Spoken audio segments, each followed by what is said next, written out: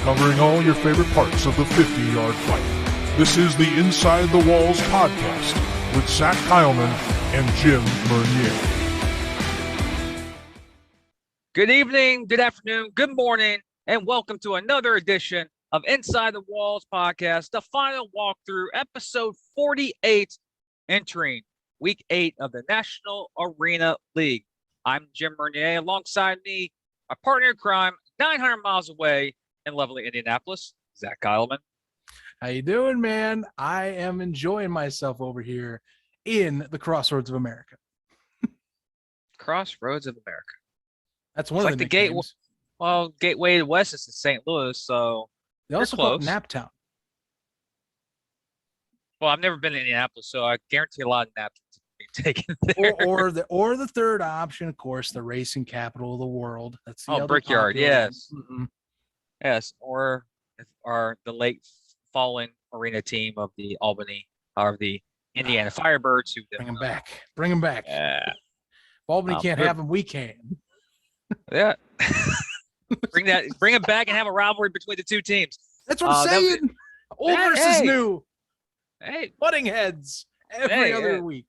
you Maybe every don't 2 understand how many questions we get weekly from our listeners about the old AFL, about do we have any knowledge of the AFL? And it's for me, I love the old AFL. The NAL brings that passion of mine for the arena game alive. And I just would look back there and go, it was so good. It was so great, but there were so many faults that overtook the product. Do I want to see the old teams come back? Yes. Do I want to see Grand Rapids? Yes. Do I want to see New Orleans Voodoo? Yes. Do I want to see the Dallas Vigilantes? Yes. Bring all of the 47 arena football teams that they were. Problem is, it'll be multiple teams in one city. Yeah, wait a minute. That would never work. Because you'll have the Buffalo Destroyers, the Cleveland Destroyers, the Las Vegas Destroyers, the Las Vegas Outlaws. It'd be crazy. But anyways, ladies, and I would just say thank you for reaching out, just asking the questions. Do we have any information? We're going to just tell you that we strictly stick with the National Arena League. We do mention the old league because without the old league, this league would not exist. These players would not be doing this game, and the commissioner of this league would not be being the commissioner of the NAL. There's a lot of connections between the two. So, no, we don't know any information. Thank you for reaching out. And thank you for reaching out on Facebook, Twitter, and Instagram. And also, you can find us at InWallsPod at those areas. But also, you can find us at one source at nationalarenaleague.com That's right. /videos, or halfway down the main page on the right side of the screen. All of our videos are there. So, many ways to get a hold of us.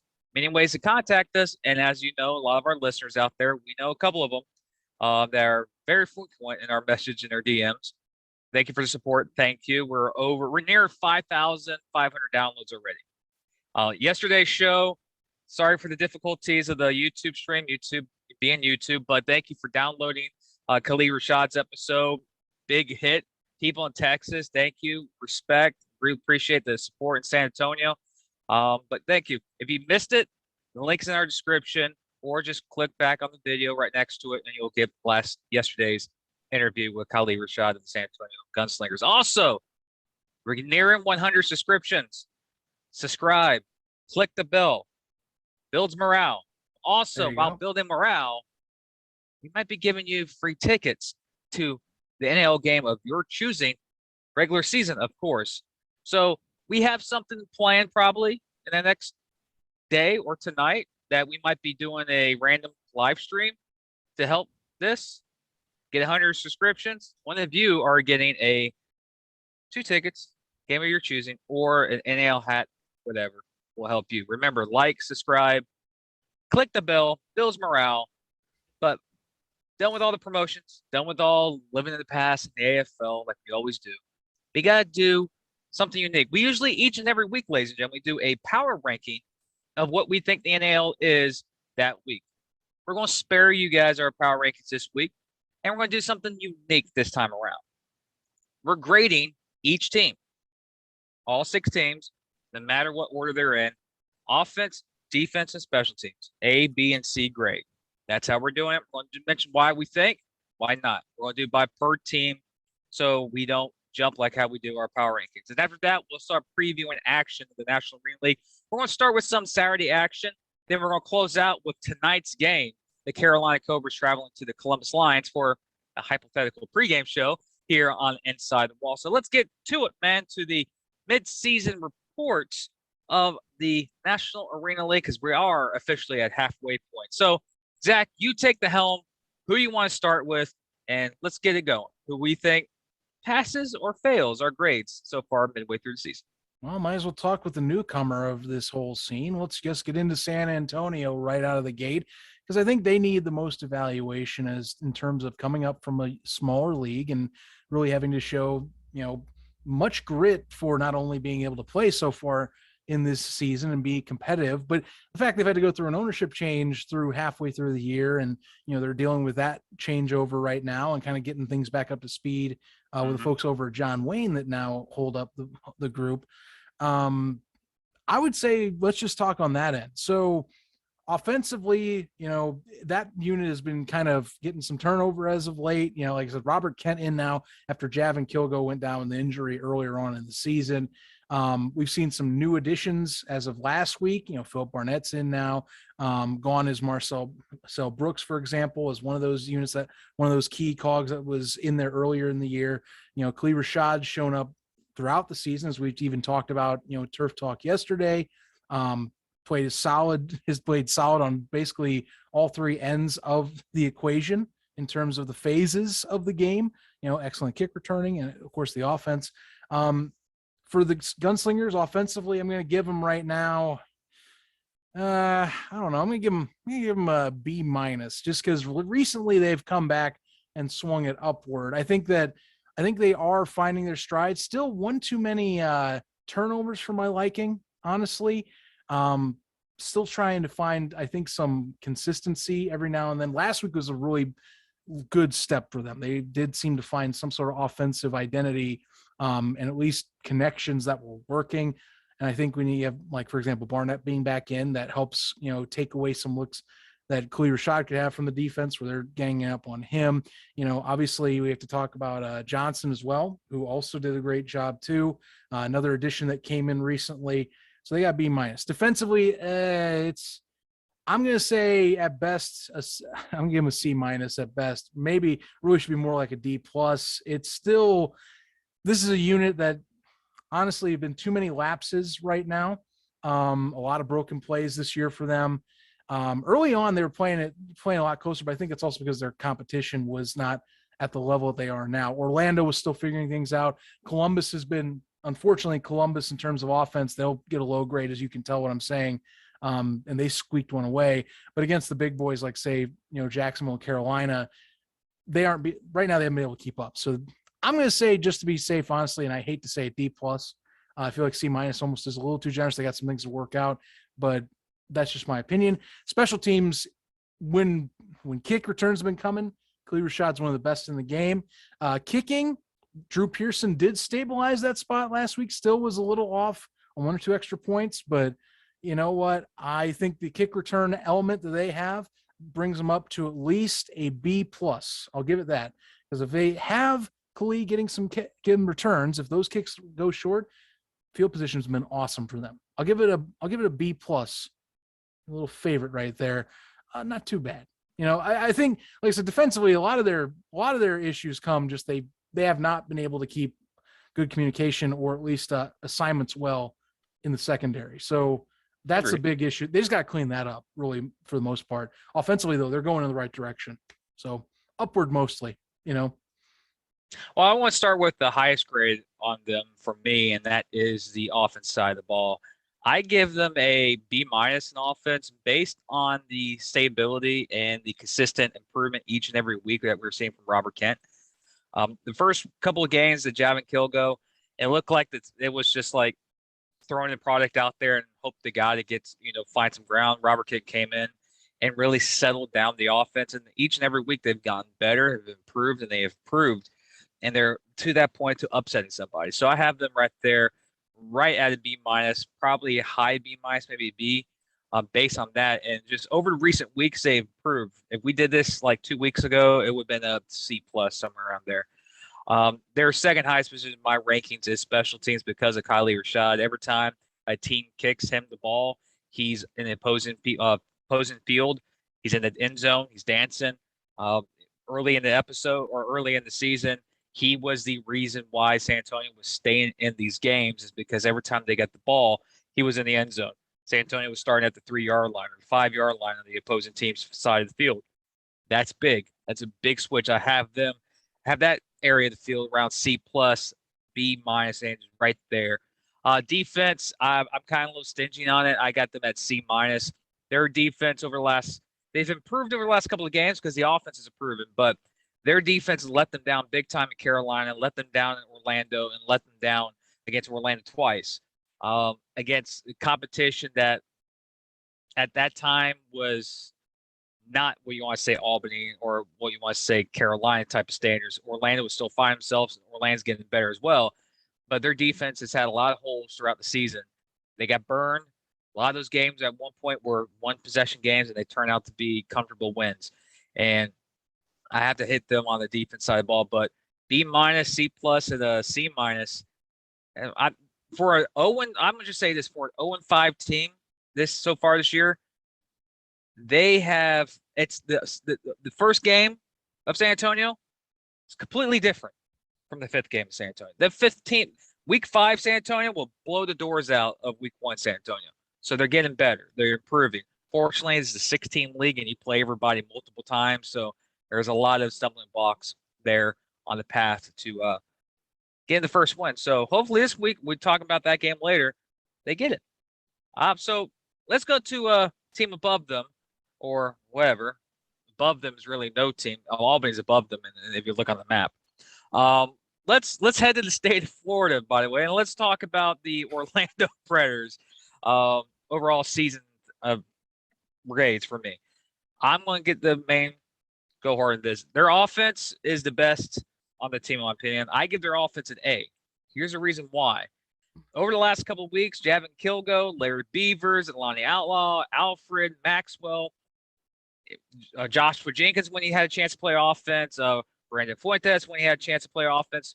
Their offense is getting better, and it's lethal now. Every time that he gets the ball, Rakeem Cato gets the ball, Orlando's scoring. And he's confident. He took the advice of the great announcer / NAL coverage guy. His name's Zach Kallman. Told him, you know what, Cato, you need to calm down. Start reading the defense better. He took the advice of that man. I don't know what he does now for the NAL, but still, he's gotten a lot better in the process. Good question. That's a very good question. Cato's done a very good job, and I think Higgins finally realized what his offense is in Orlando.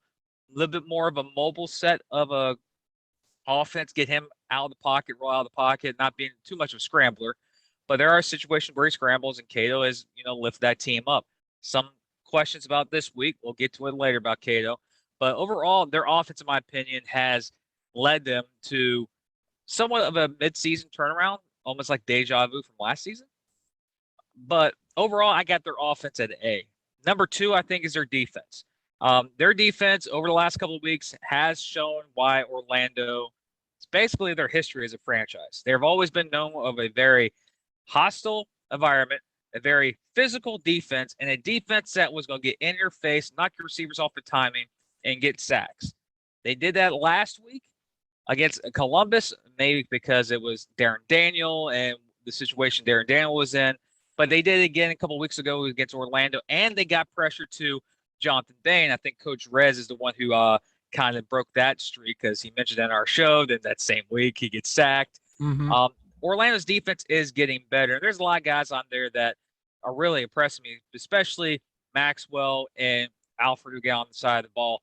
But their DBs, Josh Jenkins, doesn't get enough love and credit that I think we're the only guys actually coming to the league, but other shows.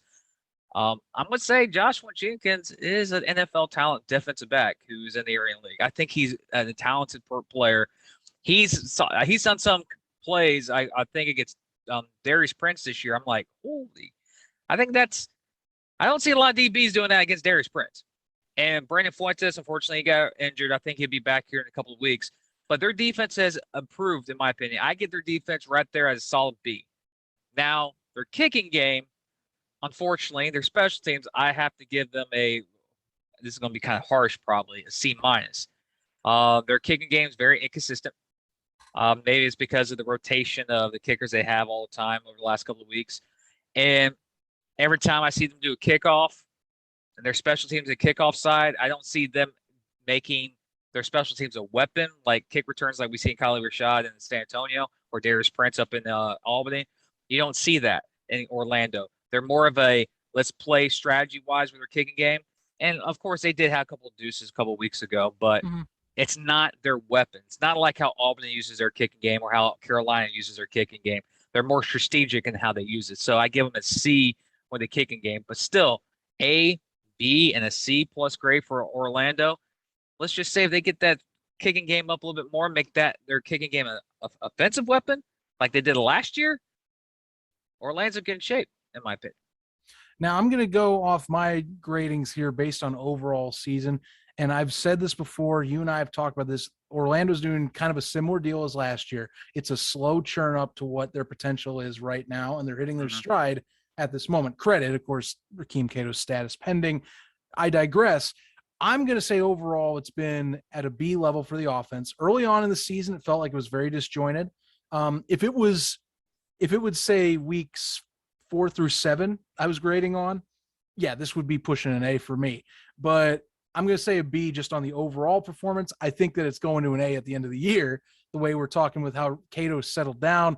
And he's finding connections too. You know, obviously we were talking at the beginning of the year, Lonnie Outlaw would be one of his, if not his main target, Larry Beavers, you know, Darren Clark, Clarence Williams coming out of the blue, and he's become the main guy in the recent weeks.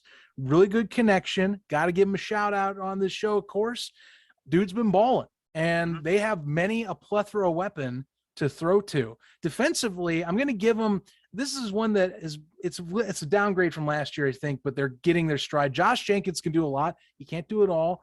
I'm going to give them right now a C. And the only reason I'm doing that is Lonnie Outlaw, Larry Beavers, Clark and company feels like they're still kind of learning the defensive side, or they are trying to kind of catch up on that angle. They do have Freddie Booth, leader in the league in sacks, he's been basically dominating in the interior when he's been on the field.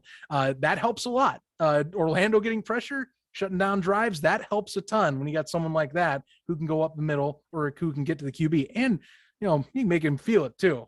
Let's be honest. They're getting up there. Like Orlando, to me, I leave these grades just because it's very much a upward swing, but the beginning of the year still was kind of some rough patches. So C on the defense. Special teams, I'm going to go with probably about a C. Maybe C minus if I was being a little negative. Haven't seen anything over spectacular. You know, Dylan Barnos not being on the team. Clearly that has not been a strong suit like last year. Less deuces going on. Daniel Justino has missed some extra points at times too. And Larry Beavers has been serviceable so far that I have been able to notice as a return man. Nothing too spectacular. So C right in the middle, you know, it's passable. It's not the best unit in the NAL though, but it does enough to help win football games, at least get the job done.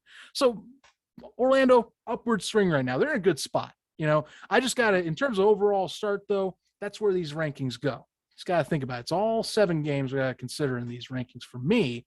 When I talk about it in terms of, well, grades, rankings, you know what I'm talking about. One of the two. That's what I'm going. Now here's one that Columbus is one I've been hating to get on because I feel this is going to be a little ugly. Actually, it's going to be very polarizing in terms of how these two units are. Offensively, it's going to be harsh. It's going to be, I'll say it's a D plus. D plus. And I'm going to lay it here. Recent contests have not favored well.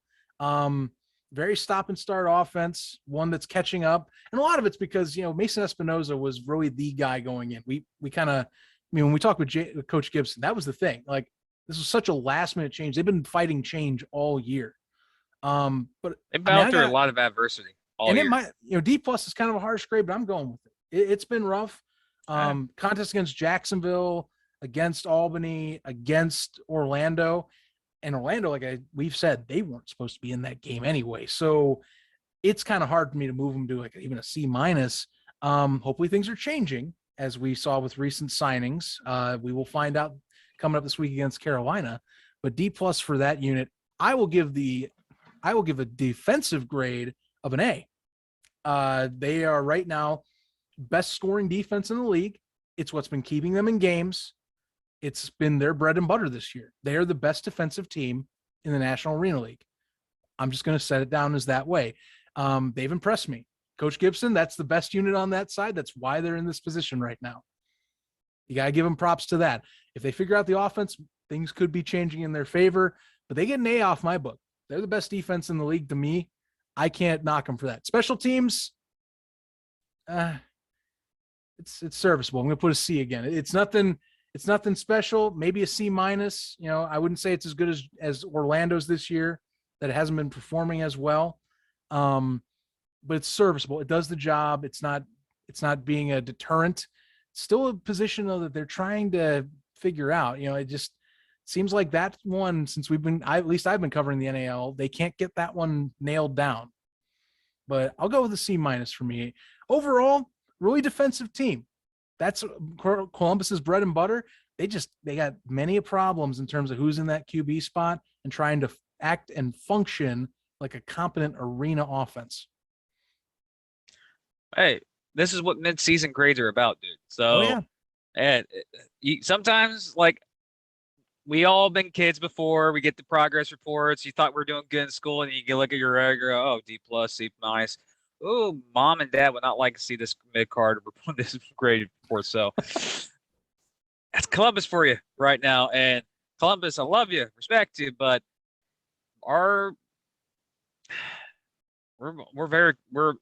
I'm more harsh on them on special teams, but I'll get there later. Fair enough. Their offense, D plus. It's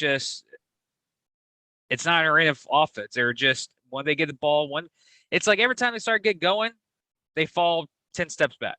Is it because of Darren Daniel? Is it because of Danny Southwick? Is it because the carousel that is their quarterback situation? It's also the receivers like Desmond Reese not catching open touchdowns, Jamar Fortson carrying about just himself sometimes, which is Jamar Fortson. If you watch his league throughout his career, that's him. Or again, you have receivers don't catch. You have offensive drives that get killed by penalties. It's just, you look at the Columbus offense, there's so many things that pop up throughout the first couple of weeks. You're going, man, it's just like they couldn't get anything going since the news of Mason dropped. Right. Defense, that's in the league. I still believe the same as you. It's really good. I mean, it keeps them in games. Yeah, that defense has kept them in games. Yes, the downsides that the offense is not performing, those same players I just nagged at are legit people that keep these games intact. Fortson's a beast as a defensive back. Desmond Reese does the same thing when he gets in the game. If Hall, again. But defense, yes, high score defense. If your defense is the high scoring defense in the league and it's technically your offense too, you're in bad shape. That offense just does not help Columbus so far this year. Hopefully, with the situation that's changed with the signings this week, we might see some improvement, or we might see a different way Columbus plays their ball. Special teams, D. Their kicking game has been non-existent. When Columbus needs a big kick, they don't get it. They've gone through a carousel of kickers. Again, they were supposed to have Greg Peterson, and he went to different pastures in his career. So it's the array game changes, and ever since then, they just couldn't find their momentum in the kicking game. And it sounds strange is that they have 2 wins this year, but can we really say that right now, if San Antonio and Columbus played each other right now, San Antonio would pretty much beat them handily? Man, I mean, that's tough. Like I said, the defense is really the key. Can San Antonio play at the same level? When we come up with the Jacksonville grade here in a moment, Mm-hmm. that'll be telling. That'd be unique. I mean, it's saying. It's strange for me. It's like this is our second year covering the league, and I've watched the NAL since its inauguration in 2017. This is just un-Columbus-like. Where Columbus is always that team that no matter where you're at in the season, if it's week 1, week 5, week 10, or the first round of the playoffs, the Columbus Lions are there, and they're winning games. Oh, yeah. This is just weird. This is just a weird season for the Columbus Lions and that organization that's used to winning. I think they've only had maybe 1 or 2 losing seasons in their franchise history, and they're the second longest reigning franchise in the arena game right now. So, yeah, it's just unique in Columbus, and hopefully it switches. We're halfway point. They're only a half a game out of the playoffs right now. The playoffs started today. But still, there's a lot of questions that need to be answered in Columbus, and 7 games left in their season, or excuse me, not 7 games. Are they 2-3?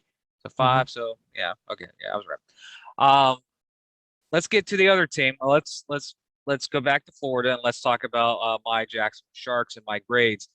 Right now, I'm gonna say the best thing is the offense, and offense now under Orville Nelson is a lot more potent than it was with Malik Henry. Malik Henry's offense was still good.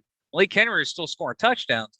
It's just that there were some drives that just stalled out. Under Orville Nelson, I think, if I'm correct, I think there's only 2 drives that Jackson did not score a touchdown as Orville Nelson was the helm as a starting quarterback. One in Carolina and one in San Antonio. Yeah, one was a pick in San Antonio, so that instantly counts as a stalled drive. Yeah, and Carolina, I believe there was. I think 1 or 2, maybe 3 drives, and everything else has been scoring drives for Orville Nelson, the Sharks. I got the offense in Jacksonville as a B, high B plus because of that. They're again, offense is loaded. Daquan Murray, Rob Jones, Miles Kelly, Devin Wilson, and the list goes on and on and on and on. They are pretty solid there in offense. Second best position, even though it's a carousel of whoever's back there, that is the kicking game for the special teams. It's going to not kicking in the special teams. I give the special teams a C. Kicking a D. So do the math. C and a D. What do you get? C minus. The special teams, when Naquan's back there, Rob Jones is back there, one of the most deadliest kickoff return teams in the league. Honestly, it kept them in a couple of games this year that they shouldn't have been in. It also helped them beat Carolina. There's some key kickoff returns that were touchdowns or gave Jackson short fields to capitalize against Carolina. What gets them is the kicking game. Is it Barber? Is it Hollis? Is it the situations of not kicking deuces for half the season, the missed field goals, the missed extra points, or the bad kickoffs where you're kicking the ball off and it's going out of the 9-yard line. Like, what are you doing? It's not an onside kick. What are you doing? Just shanking it. So Jacksonville special teams is C minus. This is where I get Jacksonville big. A lot of Jacksonville fans. You're not a Jacksonville fan. Defense sucks. D plus. Sorry I said that.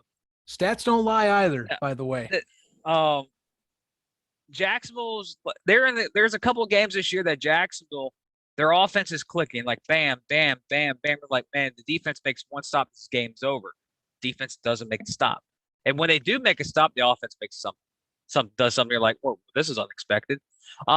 Jacksonville's history has been known to have good aggressive defenses. There's some moments that shine. Columbus game, shine. Carolina game, shine. No show in Albany. No show. Can you say they were the no show in Columbus in the first game, but their defense, you can't say real no show. They were there, but they just couldn't make that key stop, especially in the second half of Columbus. The Albany game here in Jacksonville, that was just a back and forth affair between both teams. That really was on. But when Jacksonville Sharks needed a key stop for their defense so far this season, when they need that stop, they have not gotten. Well, they do get stops, but when they need it, like when they needed that stop in Albany a couple weeks ago, that turned out to be a 14-point swing by Albany, that turned out to be a blowout. That's the stop they needed. They needed a stop just a couple of weeks ago against the Carolina Cobras, the first time in Carolina. They got that 4th and 1 stop on 1-yard line in the second quarter in the first game. They would have stopped Carolina, would have got the ball back, would have scored a touchdown. They would, how the game was going. they would have been up by 13 points, and Carolina had to do a tremendous comeback. Unfortunately, Carolina scored, and Jackson stumbled out of the gate. There was key situations that defense didn't show up. That's what I'm talking about. It's a D+, but there are situations so far this season where they did show up and were man up. The Albany game in Jacksonville, Albany game in Jacksonville, the second game in Carolina, and the first game here against Columbus Lions. There are games that they showed up. Last week against San Antonio, anybody can score on Jackson. Even San Antonio did, nonstop. It was back and forth, back and forth, back and forth. A traditional AFL game or NAL game, whatever you want to say. They needed a key stop. Never got it. They needed Arvell to Superman his way to to victory for the Jacksonville Sharks. So yeah, that's how I am with the offense there this year. B+ for the offense, C- for special teams, and D+ for the defense at the moment. And maybe I'm a little more harsher because I'm a fan of the team. I'm not really being 100%, fair, but I do apologize. Winning cures everything, and so far we won 2 in a row. So far it's curing it a little bit. So gotta be like that. And of course, Saturday could be live here at the Shark Tank for this week's game. So I think that's me. I'm just a little harsh because I am Sharks fan.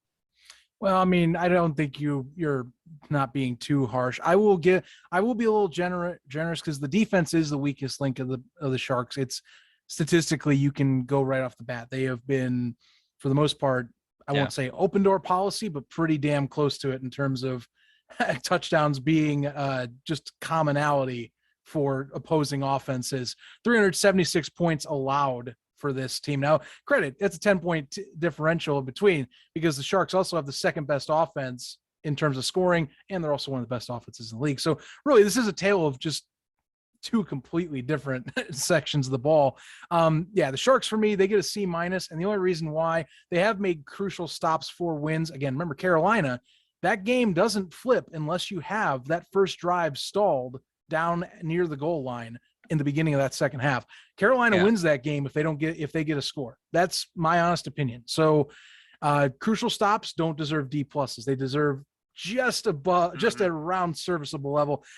C- though, but it's pretty pushing. That is their weakest link. It's about out sprinting the Sharks, really, or catching them on a bad night. So other than that, B+ offensively, even with Malik Henry leading off the season and now with Arvell doing what he's doing, they've been in almost every game. The only game that they haven't been within a score, really, was that second meeting in Albany where they had to go have a delayed flight and the Empire just socked them. That's all she wrote. Otherwise, every game this year, they have been in it to win it. And it's because that offense helps keep them in these games. If the defense can't get a stop, somebody's either chucking it up or someone's making a play from the receiving side of the ball, as you're mentioning. Naquan Murray, Rob Jones, Devin Wilson, you name them, they got targets. Whoever's throwing to him's helping. And Arvell Nelson being able to do it both intermediately in the short game and deep downfield, and he's got the legs. Offensively, they're hitting their stride right now. They got a B+ for now. It's going to be pushing an A if it keeps going the way it is during the year. Special teams, definitely lacking. I know that Brandon Bear's not there anymore. Barber isn't currently there. Mike Hollis just got released. So I know they're kind of working through a few things right now. Barber was injured. That was what the understanding was. I'm not saying he's released. Nonetheless, a little to be desired. Although part of the kicking game did help them beat Carolina, one of the most important wins of the season, things to help turn around their record. So I got to give them a C. Manageable. It's done enough, still could do more. It has lost them a game. Credit. Some of it has been talked about, certain elements that might have affected a certain kicking thing. I won't go beyond that. All I can tell you is that, it's done enough recently to kind of push it back to the middle. Otherwise, it was trending downwards into like what I would call maybe C- D+ territory. I can't say anyone in the league has got an F ranking. I just can't. It's arena, you get scored on. But it's more of a, if you got blowouts, that's when I put F, but there's been competitive games. Nonetheless, Sharks, offensive heavy, they outsprint you. That's their bread and butter. They want to make sure that you don't catch up. You make a mistake, too late. I'm already halfway down the track. Catch you later. I'll be at the finish line when you meet me there. So that's the whole strategy of them. Albany, kind of a similar deal, though. slight gains defensively this season is what I got to say. Last year's Albany Empire, you could argue, was kind of like the Sharks right now, where it's like, we're just going to outgun you. This year, it's been a little more steady going. They've gotten some better progress on the defensive side of the ball. Of course, they added Kenny Veal, part of the reason why the Sharks aren't doing so hot, and they're playing the whole we're running away from you game, is that Albany's picked up Kenny Veal. Obviously, Kenneth Magruder came back. Credit, he'll be suspended 2 games. Key signing, got Marvin Ross this year. They got a lot of weapons. And honestly, some of the Iron Man elements like Darius Prince, Dwayne Hollis being there too. Their defense, it's done some. I'm going to give them a B-. Some of the 2 games I'm going to put in question, couldn't slow down Carolina. That's a big one. I think that no team, of course, has been really able to enough, sans maybe Jacksonville, but weren't able to slow down Carolina in key moments. Both of the contests against them, Carolina was able to get an extra possession ahead, which kind of led into them playing catch up the whole time. So I got to give them B- there. Offensively, B. I'm going to put a B. And I only say this because sometimes it gets a little too heavy on Darius Prince. Needs to be a little more diverse. I know Dwayne Hollis has made some nice catches. You got Wade that was just recently signed. He's been making some impact, of course. Aaron Washka, they signed him on too, but they don't diversify it enough. It's still a little too heavy on one side. And in recent weeks, Sam Castronova has gotten a little flustered at times. You can look back to Columbus's game in particular, and how that game against Carolina ended last week definitely said a little bit about their offense and trying to, slow the process down and find different targets. They get a B. Special teams wise, it's been an A. When Orozco's in, it's been an A to me. He was leading in deuces for the year, arguably the most accurate kicker in the NAL besides TC Stevens. Clearly he's out, so that grade might change depending on who they sign, but it's been an A so far this year. Great unit. Probably, honestly, like I said, if Roscoe's healthy, you could argue the best one. But right now, Albany is the team that it definitely, there's reasons it's at the top. It's number 2. But clearly the number 1 option has a little bit more to offer. Yeah, I agree with that. I want to do mine pretty quickly for Albany because you really jumped everything that I was about to say. I don't want to add on to it. Offense, I'm going to give them a simple B+. I love how Castronova has changed his game from last season to now. His mobility, his time in the pocket, he's kept Albany in some games and has led them to big wins. His scramblability in Jacksonville from week 2 is the reason why they survived in Jacksonville. They were going to lose that game against the Sharks. But there's things that happen. He did have a great start. Big game in Jacksonville, big game in Orlando.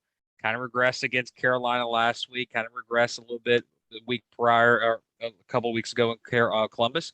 But overall, Antoine Grant, Wade, Washa, Darius Prince, their offense is loaded. It's going to be hard to beat Albany no matter what week it is or what round of the playoffs or championship game, no matter who you are. I don't don't care if you're Carolina and you're already 2-0 against Albany. It's going to be tough to knock them out no matter what. They have an offense that does that. And I think that's just the mentality from Coach Manas and how he puts his teams in games. Defense, I'm going to give them a B, a little lower grade than the offense. They have great talent. One thing I've noticed over the last couple of weeks is their DBs, Darius Prince, Antoine Grant, when they do play DB, they don't go 100% some of the times, but that usually happens because you're playing all the time, and they get burned. But Darius Prince has made some great plays over the last for his first half of the season where he's picked off like one game. He had like 5 touchdowns and 3 interceptions. Like the game, that was Darius Prince's game. So he has those moments. Already an Iron Man this year, Yeah. The kicking, B+. Marco Roscoe is the best kicker in the game when he's healthy. And Albany is one of the only teams that uses their kicking game as a weapon. And also their kick returning is pretty decent. I don't think it's as explosive as San Antonio or Jacksonville or possibly Carolina, but their kicking game has been there all season and it's still going to be there. And knowing Manas and knowing that ownership group, they're going to find themselves a kicker to come in here and help them keep that explosive special teams for them. So for the Albany Empire, 6 weeks into the season for you guys, 4-2 record. B plus, B plus. You're above average in my opinion. And right now, big week. Just keep doing what you're doing, and you'll be one of the 4 teams remaining come August. So now let's go to the last team, the Carolina Cobras. And I know a lot of us as kids, we had some of those guys who look at the report cards, and go, oh, D plus, I got 6 weeks to get this to passing grade, and I may get my credits. And there's you smarties out there that were all B's or all A's. Well, here's a shocker. Carolina is my team, the only team in the league that has all A's. Their offense is the A because of Jonathan Bain. Still today, from the stats, I've already got B from DMs from people and other players, and I think Bain actually reached out and said, thank you for the respect, but it's all about the team game, as what players do. I think Bain right now is still the clear favorite MVP of the league. He did it again against Albany. Albany could not stop him, and he was on fire. But also, you got to give credit to receivers. Lance Evans, James Summers, Kendrick Ings, DJ Myers. These guys are lethal. You look at this forgot about Zach Brown, the old band in the back of the field. Yeah. And you got Ziegler in offensive line. You look at the stats, I think Carolina's only given up 5 sacks this whole season. That's the best in the league. Bain's not on the ground. If he's in the pocket, he's tearing you up. And the receivers are there. There was a couple plays last week in Albany. You're like, why is he throwing that ball? Well, it's Jonathan Bain, and he's maybe one of the only quarterbacks in the league that can put that ball in that spot to a James Summers or a Kendrick Ings. Their offense is lethal. It's choose your weapon to stop. Who do you want to slow down? If you slow down DJ, Ings is going to tear you up. You slow down Ings, Summers is going to tear you up. You're going to slow down him, Lance is going up. Oh, look, DJ's going on fire again. They have so many weapons, and they're the most consistent team so far this season. They get an A to me. Defense, I'm giving them an A again. Their defense has, in a couple of games this year, has obliterated their opponents. They have obliterated Orlando twice. Or not they beat them twice, but first game in Carolina just manhandled them.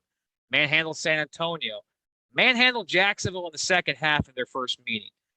And occasionally, in the 2 games against Albany, they manhandled Albany's offense in the second half.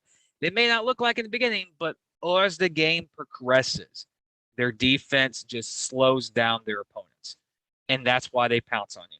Last week's game, even though Albany was still in the game, it was just that possession battle. Carolina knew they had in the bag, and they were playing more physical. And that's one thing, and the reason why I got them at A is because they're one of the most physical defenses in the league. They are this year's New Jersey/Columbus Lions from last year. That is the Carolina's Cobras defense. Coach Rez said in the preseason, I'm going to get the best guys to fit the Ironman game, no matter what status they are, and I'm going to show it to you guys. He's done it so far this season. He's had one hiccup against Jacksonville. The other A is special teams. They have a kicker that kicks deuces, and TC Stevens, who is lethal with kicking. As the season has progressed, you know that how the kicking games went from being strategic of how to kick the ball out of the end zone or right before the end zone, so the opposing team has a different position of the ball. Not a lot of deuces were dropping earlier. Now deuces are becoming more weapons for these organizations. And also, when you have Kendrick Ings and James Summers returning kicks, you see at least once a game, one of those dudes are in the end zone, returning the 66-yard kick to the other side of the field. So I have them as all A's because right now they're 6-1. They're the best team in the league. They had one hiccup, and they just took the defending champions 2 games, pretty much pulled away from them in the second halves of both games, and pretty much solidified themselves like, we're the big dogs this year, and you may have to go through Greensboro to win the championship. And right now, if the playoffs start today, the road to the NL championship is in Greensboro. And if I was a betting man, Carolina would be most likely winning the championship if today was the championship game prediction. So all A's on my midseason report card for the Carolina Cobras. Well, give them an A on offense for sure. Simple fact, they have a plethora of people that can contribute. Jonathan Bain is right now the best quarterback in the National Arena League, and he has the most diverse cast of weapons in the National Arena League. We're talking folks that generally are more defensive minded too. Last week, Joe Powell contributed as well. We had we had Evans go down, so we had to have other folks step up. You can go to DJ Myers, you can go to James Summers, you can go to Kendrick Ings. They have a plethora of people they can go at their disposal, and he knows how to distribute the ball. It makes it a living hell for defenses to cover the Carolina Cobras when you have anyone at any time that can catch a touchdown or can catch an open field pass and get that first down. It is a deadly offense. It is an A. It is an A+ simply because they aren't undefeated. If they were undefeated right now, it's an A+ offense. One possession against Jacksonville could have changed that grade. I'm just being honest. Otherwise, beyond that, that's the only A I give. And that doesn't mean it's bad. The rest are B+. And here's why. Still good. Just hear me out. And they're good. It's overall Carolina still is the best graded team on my list. Easily. B+ though, because simply put it, Carolina needed a crucial stop against Jacksonville. They have had some moments, where it's been a bit back and forth. Overall, they're dominant defense. They're just not the best defense in the NAL. That's the thing. Columbus is the best one to me. They're just offensively, that has not been the one that's helping carry the slack when they have gotten stops. We'll see that tested this weekend, by the way, since it's the two best defenses in the NAL going against each other. Just a little heads up for in a moment. Otherwise, the other B+ does come in special teams. And I got to give it because TC Stevens has missed a few field goals this year that could have or has changed the course of games. Again, remember Jacksonville, part of that turnover on downs. And I know I keep coming back to it. It's hard for me to really critique much on Carolina because they've been pretty perfect so far. But they got stopped and they missed a field goal. That could have changed some things for them too. I'm just like, instead of having it where you're close to having where you can flip the lead on one possession, they went down 10 after that. And again, good kickers, especially since it was a kick that's an extra point length, you got to hit those. So I'm only going to knock them that smidge because of that. Otherwise, it's the best overall team in the league. What am I going to say? I mean, like I said, I could give A's really to all these grades if I wanted. I just think that, I'm being a little extra critical on the defense and the special teams category, but it ain't really that much, people. This is a damn good roster. It's the best one in the NAL. It's hard to beat the Cobras, man. Coach Regnalo has built and sustained a program for this year that started the progress of it last season that is right now reaping the benefits of what he is trying to sow. And it's doing a great job of being an Iron Man football team, by the way. When I say diverse weapons, that means it's a diverse Iron Man football team that you can use on defense, or if you need to swap people out on the offensive side of the ball, they got your back. That's a damn good rounded football team that Coach Rez has. Got to give him props to that. And yes, Jonathan Bain right now is also my leader for the NAL MVP this year. So are we the reason why they're this good, seeing that last year he said we kind of got on him. He started signing people. They got to the playoffs. Yeah. Maybe. Yeah. So that's amazing. That's amazing how we can say we influenced the Carolina Cobras because of kind of we did. I am confident in saying it. Like I said, if the coach says it on an interview, and you can go back and find that episode, he did, then I'm confident in saying it. I ain't making bogus claims. We were told this. So we literally had a real life fantasy football team. Bingo. And we didn't know. But speaking about football, let's get talking about some games this weekend in the National Arena League. We got 3 big matchups this week in the National Arena. We're going to do Saturday games first because we'll lead into Friday's action, or we could say pregame, as tonight will be the Carolina Cobras traveling to the Columbus Lions down in Columbus, Georgia. So let's get going. Let's start in the matchup, a pretty intriguing matchup, a rivalry from the old AFL days, meeting for the first time this season. And for the first time, Orlando Predators are looking for their first 3-game winning streak against the Jacksonville Sharks. Oh, yes. And basically franchise history, including the AFL days. So Saturday night, 7 o'clock in Vistar Veteran Memorial Arena, the Orlando Predators and the Jacksonville Sharks get it going in the Shark Tank.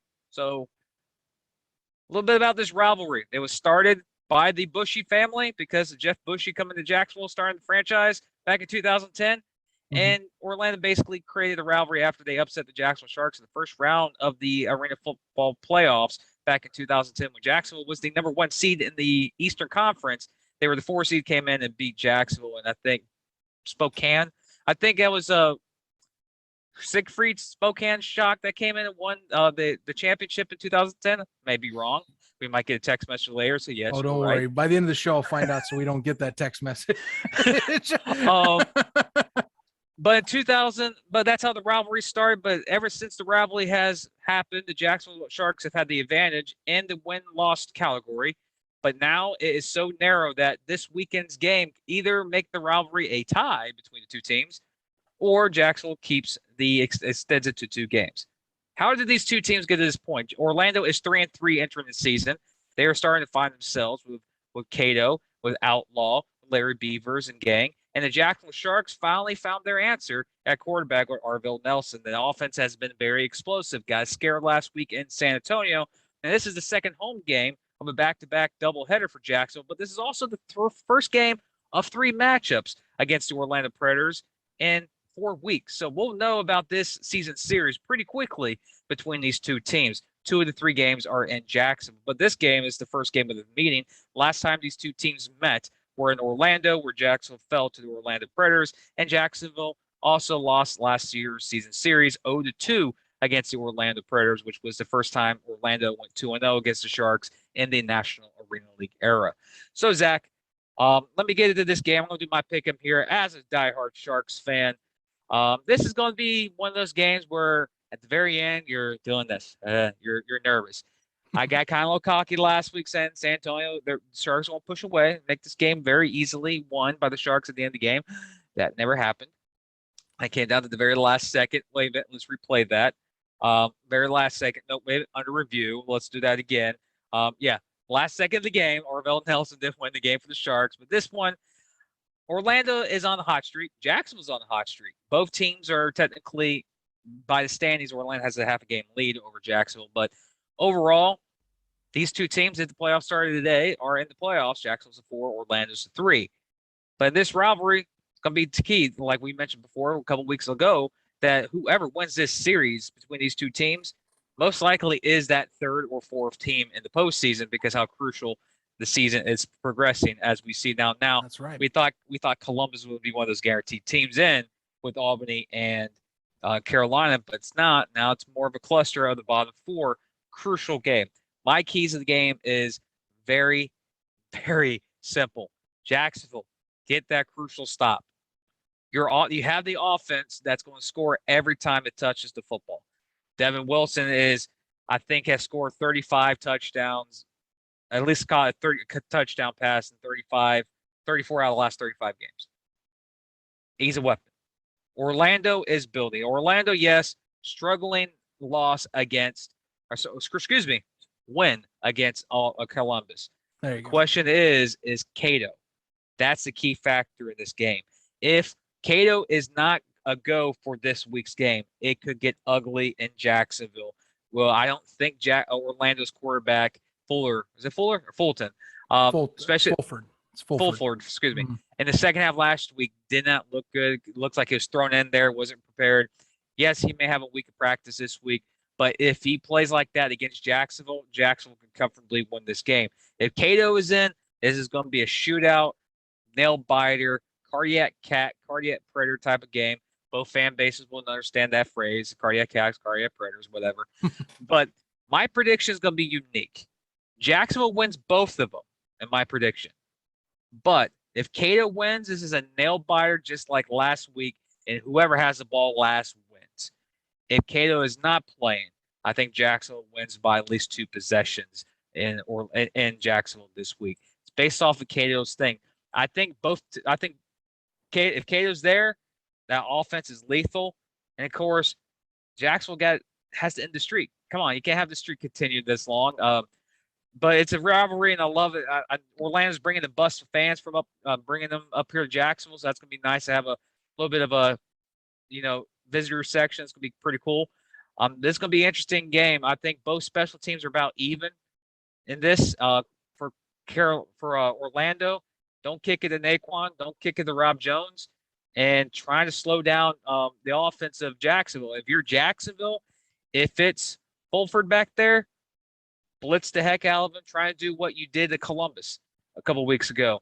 Make him feel flustered, make him do bad passes, get him out of sync. If it's Cato there, try to keep him in the pocket because he will try to be mobile and try to spread out and get guys deep downfield. And they do have receivers that can burn you if you do not pay attention. If you take them lightly like you did last year, Orlando will come into the Shark Tank and knock off the Sharks. But my prediction, I think the Jacksonville Sharks survive again against the Orlando Predators and get back to 500 for the first time in the 2022 season.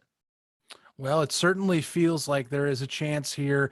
And honestly, the challenge really becomes for Orlando's defense. We're talking about how it's been a slow upward climb in terms of getting in sync, in terms of understanding assignments, playing faster around the field, on the turf. I think that they're going to show another step. The problem is Jacksonville is very much capable of out sprinting anybody right now. I don't know if they're going to be able to keep up because I know that Cato's status is questionable. That is what we got officially reported to us before we got in the show.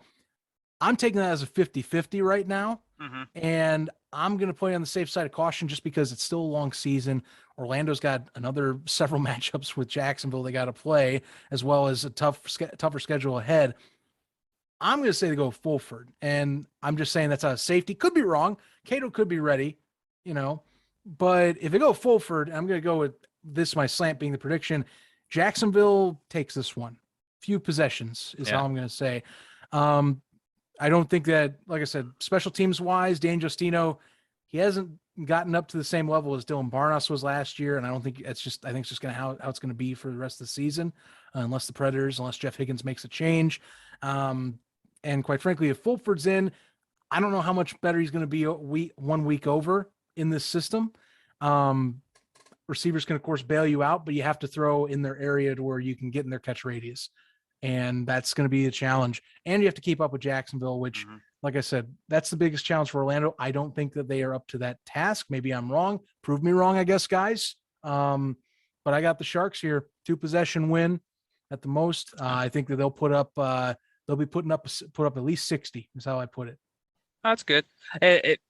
I know we're in this time of season of the NBA playoffs for the Orlando Predators. We played Jacksonville 3 times. Jacksonville basically has home field advantage. They have 2 of 3.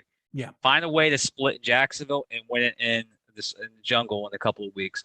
That would be the huge thing for them, honestly, and could even be the reason to determine who is the 3, who's the 4, and possibly who the number 2 seed is. Possibly. There's a chance of that. Possible.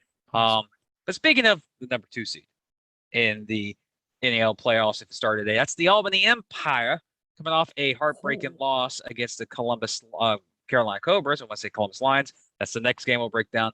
The Albany Empire are traveling to San Antonio to take on the San Antonio Gunslingers. San Antonio is finally home. It's only been 5 weeks since it's their been last over a game. month. Yeah. It's been over a month now. This is the first home game that John Wayne is the official new ownership. I have seen a lot of stuff on Twitter. I've seen lots of things on Facebook. I've seen radio advertisements. I've seen YouTube clips. I have seen TV ads that have been just blowing up in San Antonio. So the ownership group in San Antonio is getting ready, and I expect a good showing in San Antonio. Now, San Antonio fans, if you're watching us right now, buy 3 tickets, get 3 free. That's 6 tickets to a game, Freeman Coliseum, on Saturday night against the Albany Empire, who are coming in there a little stunned from last week's loss. And I've always said this as a college fan, sometimes the best chance to upset a team is after they've been upsetted by a team they thought they could beat. And this week, the Albany Empire coming in.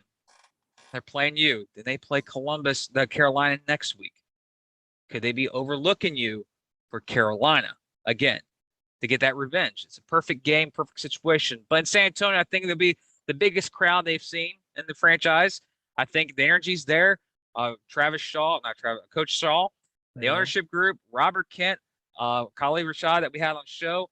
Very positive vibes we're getting to San Antonio. And for me, I'm going to have to say this. I'm I'm not going to be attacking this organization.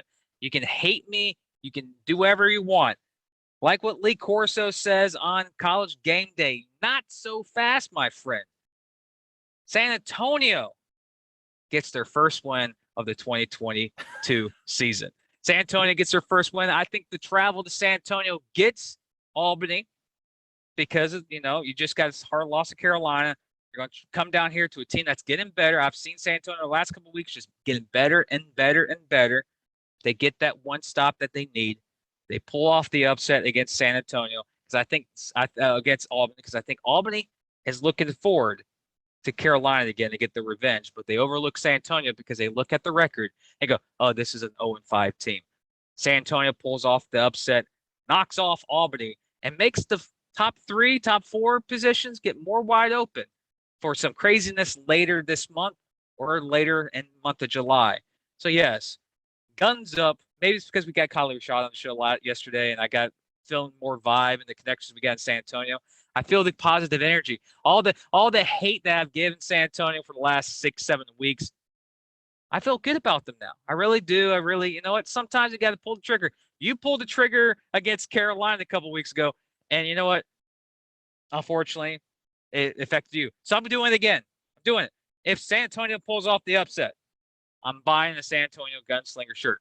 I did buy an Albany shirt, ladies and gentlemen. It's on its way here. Should be in next week's show. I'll be having it. So I won't buy any other Albany gear. But matter of fact, win or lose, I will be getting some San Antonio gear. So guns up. Gunslingers pull off the upset. It's going to be hard fought. Come down to the very end. And I think it's going to be a Kali Rashad either kickoff return for a touchdown. That's a determining factor. I just have good vibes from San Antonio. They have to win one. So why not give it all the vibes now? Give it the win to San Antonio. Guns up, bang, bang. I mean, I think they're going to get one. I just don't think it's going to be this. That's come on. I know they're at home. I was hyping it up, man. I know you were. Come on. I know you were. I'm hanging myself out to dry then. But Albany just added Marvin Ross on the other side. Albany Agreed. has more defensive weapons this year to go after it. I know the travel, they've had some issues with getting there. Columbus, of course, they said that affected them going over there. The defense on San Antonio's side, I just don't see enough on that unit to slow down the Empire, and maybe I'm wrong. It does take one pick. It takes one possession to flip it. But right now I got to play at Empire. So, I mean, I could be wrong. Like I said, I could be buying a Gunslingers t-shirt by the end of the day. Again? Oh yeah, you bought I bought a Carolina t-shirt, which I'm waiting for our friends over at the Cobras to ship it. Just saying, waiting for a blackout shirt. Should be coming Rob hopefully Storm. sometime. Rob. Cell phones are not like this anymore. Sorry. Hello. Well, I'm just feeling the vibe, man. That's all. It's like you made a crazy upset pick last couple weeks ago. They put up 67, and they were 1 or 2 more gutsy plays possibly away from walking out of the Shark Tank with a win.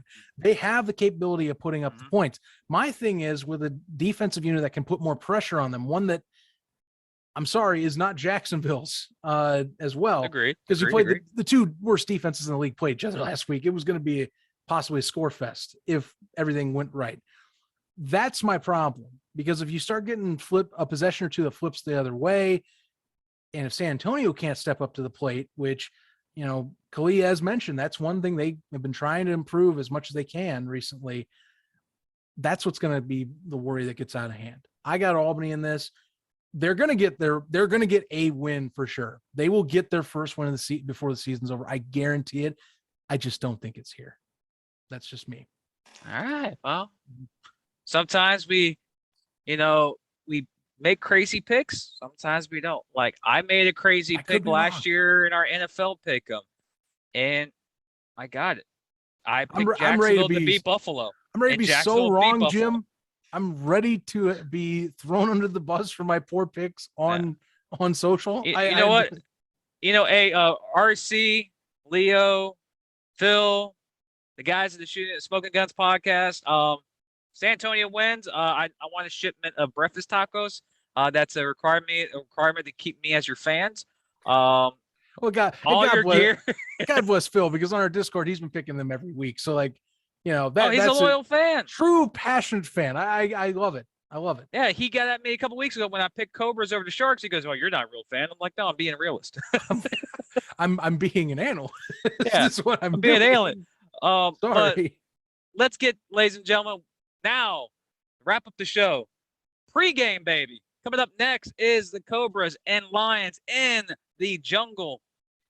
Kind of. Is it really the jungle? Columbus fans, let us know. Is it the jungle? Or is Orlando the real jungle? Anyways, I'm only doing that to try and spice up the rivalry between those two teams, if there is one.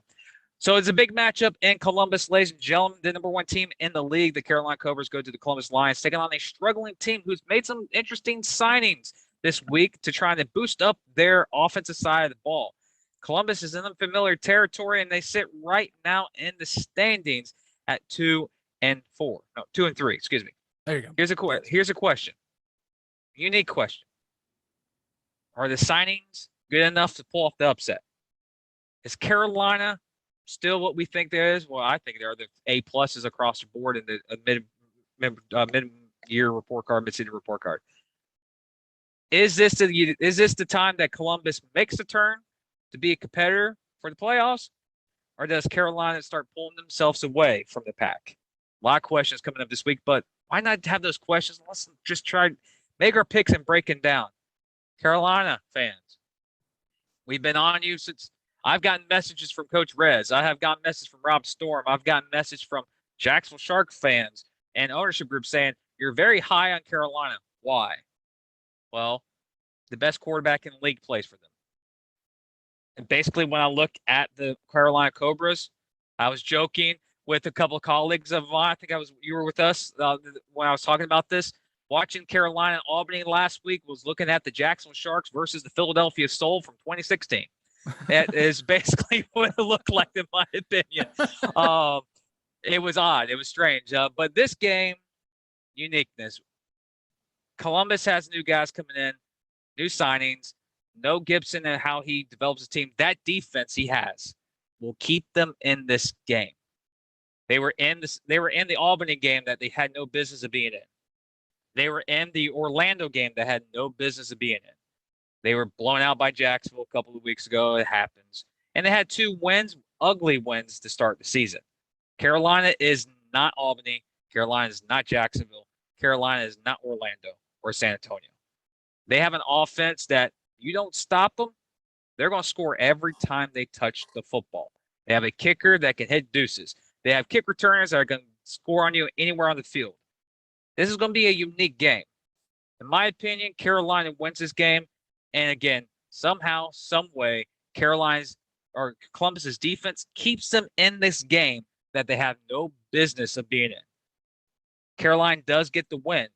It's going to be an ugly win by the Carolina Cobras. And the reason why is because Jamar Fortson, Desmond Reese, Hall, and the new guy quarterback, Miles, comes in and finally gets Columbus back to the right path. May not happen this week, but I just don't see a team going into Columbus and blowing out Columbus in that building.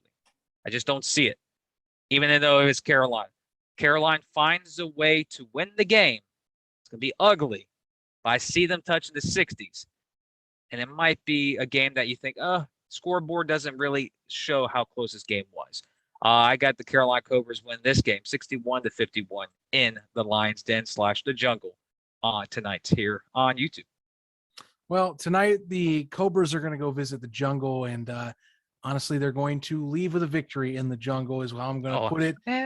Tommy Neely, as much as I know, we've been having folks saying. I said Miles, I mean Tommy Neely. Why I say Miles Kelly? Because he was from, he's from Miles College. That's why. Miles College. That's where I got. Sorry.